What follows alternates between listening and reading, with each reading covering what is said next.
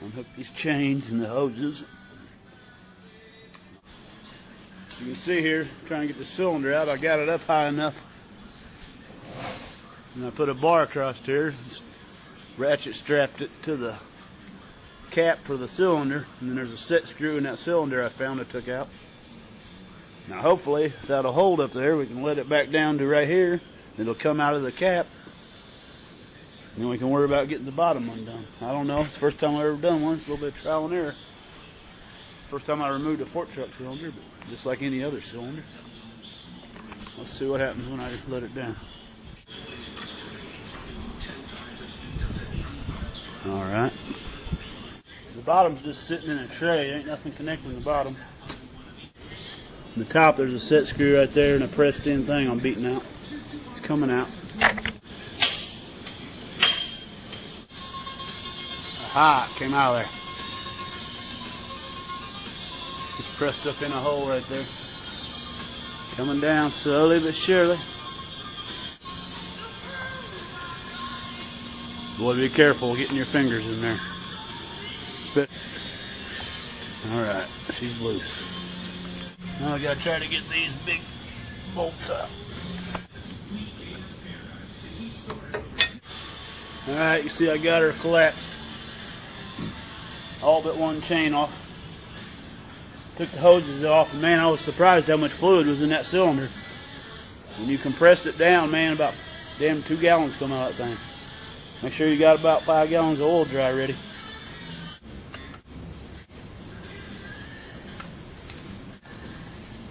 How heavy this thing is. Ooh. Got a knob on the bottom, sits in a hole. Same thing on top, sits in a hole. See what it costs to get the cylinder rebuilt, or do it ourselves. Got it in the truck, it's easier to take it over. Find a spanner or wrench to fit that. Take it with me and see about getting it rebuilt. If it's not too much money, I'll have them rebuild it. If it's a lot of money, I'll buy a spanner wrench and get a steel kit. It's just easier to have it with you either way. That way they know what you're talking about. Hey everybody, got the cylinder fixed. Didn't do it myself because I found a place cheap. $200 my wrecker buddy has them done.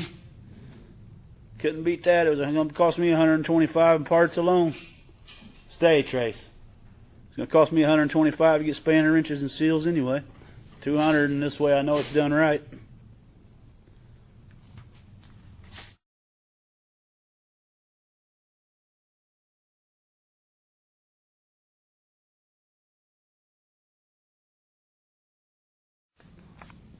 Before we hook the cylinder back up, I want to change the fluid.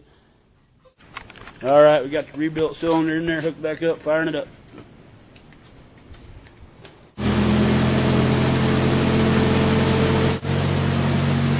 Got a little hole in the end.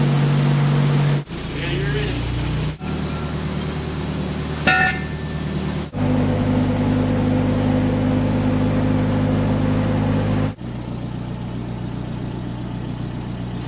There you go. I can hear air coming out.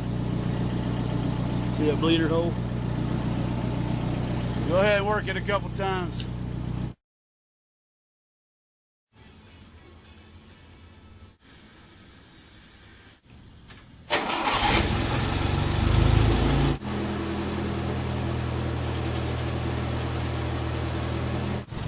Got some fluid in it. If I had to add some more, you can see we still got air in the line. Got to get it worked out of there.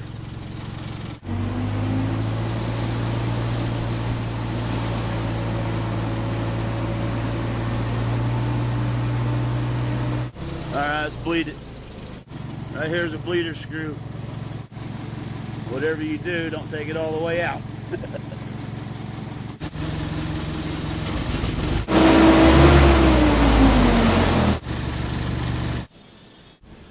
Just got to keep working it into the cylinder and refilling the tank until you get it just right. Do it slowly, a little bit at a time, so you don't get too much in there. Let's see what happens this time. Oh yeah.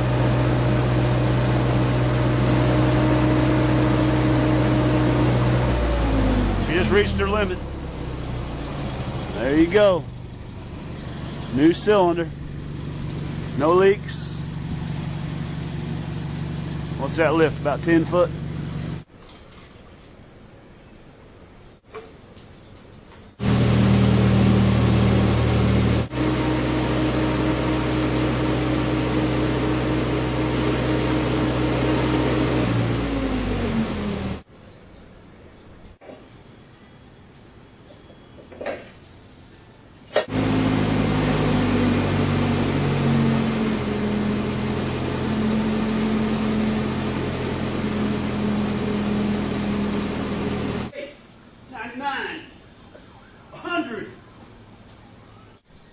Alright, as you can see, our $200 cylinder repair worked. $100 in parts, fuel pump, air filter, spark plugs, spark plug wires. Cylinder rebuilt. A little bit of cash for Randy, got about 500 in it.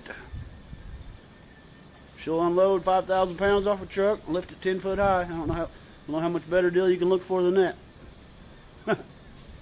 Unload a semi right now, pull it in here. 500 bills, cost you that to have somebody come out and do it for you. Might keep it as a backup, that way if I have a job out in the field I don't have to take mine out of the shop. But if the price is right, everything's for sale. Cool, glad we got that done. Just wanted to show you, got her working. Right now she'd unload a truck and do whatever you wanted. So keep your eye open for good deals like that. If you don't want them, tell me. I'll come get them. Talk at you later.